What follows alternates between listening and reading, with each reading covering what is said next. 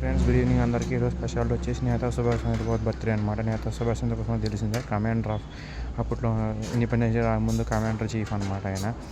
And Gandhiji గారు, Jawaharlal Nehru, Sardar Vallabhbhai Patel and ఇలాంటి గొప్ప గొప్ప లీడర్స్ ఎంత ముఖ్యమో మన నేతాజీ సుభాష్ చంద్రబోస్ కూడా ఎంత ముఖ్యం అనమాట. మన నేతాజీ సుభాష్ చంద్రబోస్ బ్రిటిష్ వాళ్ళ మీద పోవడం మీద చాలా హెల్ప్ చేశారనమాట.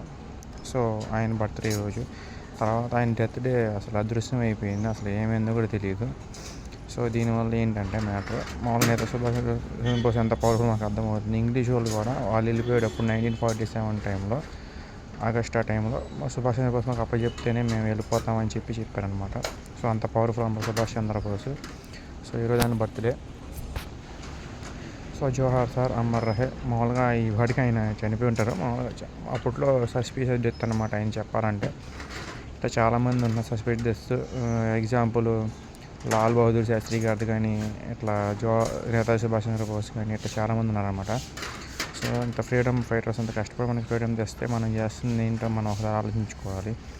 ఇప్పటికి ఇండిపెండెన్స్ డే వచ్చి 74 years కంప్లీట్ అయింది, 75th year కంప్లీట్ అయింది. ఇప్పుడు 76th year independence day 26th వస్తుంది.